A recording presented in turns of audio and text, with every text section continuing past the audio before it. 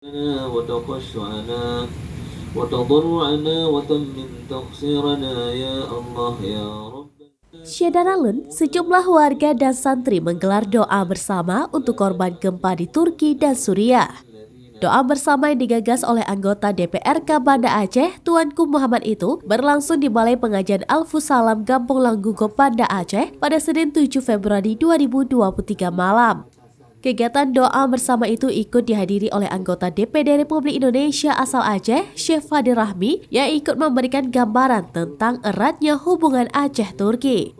Tuanku Muhammad menyampaikan doa bersama itu untuk para korban gempa bumi di Turki dan Suriah yang hingga kini korban meninggalnya mencapai 10.000 jiwa. Doa bersama itu merupakan rasa kesedihan, duka, dan simpati dari rakyat Aceh kepada saudara di Turki. Ia mengatakan mereka mendoakan saudara muslim di Turki dan Suriah yang sedang mengalami musibah agar Allah Subhanahu wa taala memberikan ketabahan untuk keluarga yang ditinggalkan. Relawan yang saat ini sedang bekerja juga semoga Allah berikan kekuatan.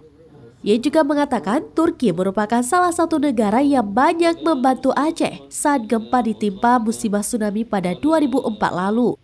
Bahkan hubungan keduanya sudah dimulai sejak zaman Kesultanan Aceh dan Kesultanan Utsmani yang meninggalkan kenangan berupa lada si cupang.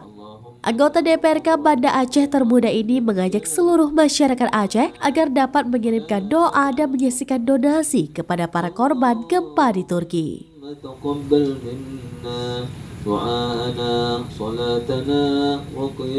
Ada yang ketika ada kenangan nyata bentuk fisik yang kita tinggalkan untuk Turki dalam momentum musibah ini.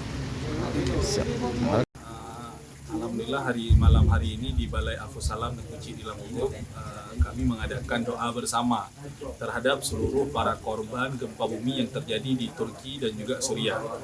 Kegiatan doa bersama ini merupakan bagian dari rasa kesedihan kita, rasa keprihanan kita terhadap musibah yang menimpa saudara kita di Turki dan di Suriah.